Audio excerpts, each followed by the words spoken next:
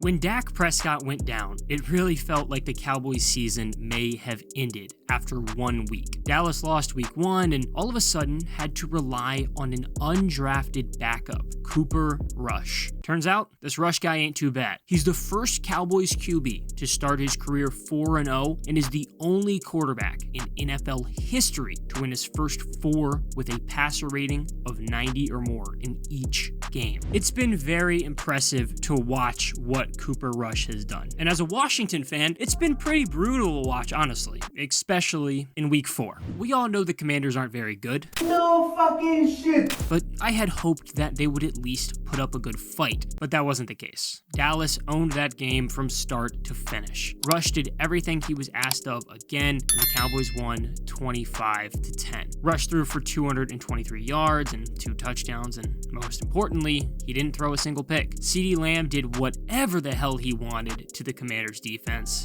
He had about 100 yards and a touchdown. Dallas has been good enough on offense. Not incredible, but they've been good enough. The story has still been the defense, though. This is one of the best defenses in the NFL, without a doubt. Carson Wentz didn't even have time to throw the ball. Washington's offensive line is an injured mess and just bad in general right now, but Dallas wreaked havoc against every single offensive line it's seen this year, pretty much. The Giants started this year 2-0. That's something nobody expected, and I still think it's probably fool's gold, but Dallas beat New York in a hard-fought win in week 3 on Monday Night Football. Daniel Jones did not have a lot of time to throw the ball. He just didn't.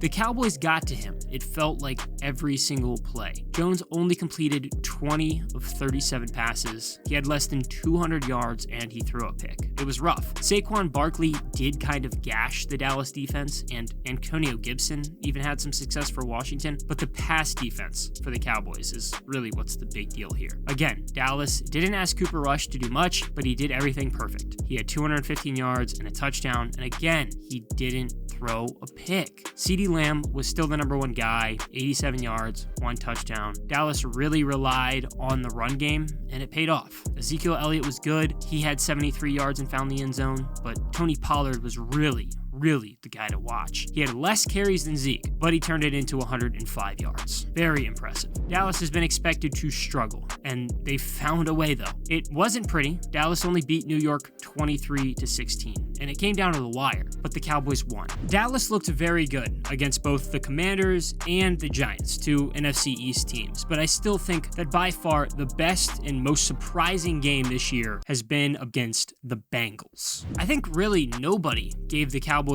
a shot. Cincinnati didn't look good in week 1 by any measure, but still, it's the Bengals. They're the defending AFC champs and have Joe Burrow and Jamar Chase. They're supposed to find a way. Meanwhile, the Cowboys just had lost Dak and all of a sudden are starting Cooper Rush. It didn't matter because the Dallas defense came up big. Burrow did put up a good game statistically at least, but Joe Mixon was held to 3 yards per carry and Chase only had 54 yards. Again, it was the Dallas defense. The Cowboys sacked Burrow 6 times and did just enough to win the game 20-17. It wasn't pretty, but Dallas still found a way. Rush went for 235 and a touchdown, didn't throw a pick. I'd say also week 2 was kind of a coming out week for Noah Brown. He played well in week 1, and he's just been impressive this year. He was a Cowboys 7th rounder in 2017, and he's really making some noise this year. This is just a bizarre situation because the one time we have seen Dallas look like shit this year, it was with Dak Prescott behind center. I get it. He was hurt in that game in week 1, but he got hurt late. He did not look good at all. Dak completed less than 50% of his passes. He only had 139 yards, didn't find the end zone, and threw an interception.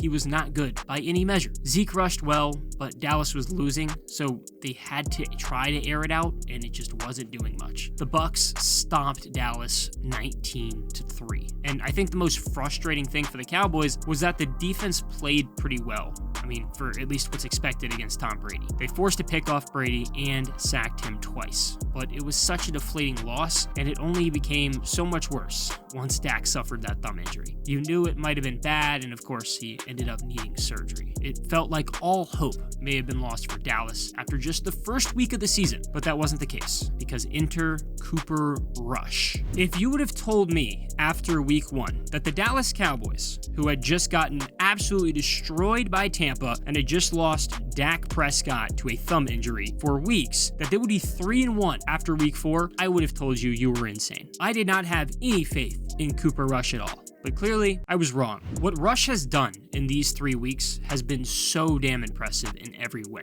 And I don't know how you can't root for this guy, even as a Commanders fan. He has absolutely grinded for the last half-decade for his shot, and now he's gotten it. He's played in every game this season. He's completing over 60% of his passes. He has 737 yards, 4 touchdowns, and most importantly, he hasn't thrown a single interception. Rush only started a single game in his NFL career before this year, and it came last season after Dak suffered a calf injury. Rush ended up throwing for 325 yards, 2 touchdowns, and a pick, but he led a comeback drive and hit Amari Cooper in the final minute against the Vikings to win 20-16. Dude is just built different, I guess. Rush is actually 28 years old and finally getting his shot. He went undrafted back in 2017 and he signed with Dallas. And he's been on the roster every season since, but did get waived at one point and was claimed by the Giants. He ended up getting released off their practice squad in 2020 and Dallas added him to their practice squad. Rush did put up good numbers in college. It came with a lot of interceptions, but he did put up good numbers for sure. Granted, it was in the MAC. He played at Central Michigan and he finished his collegiate career with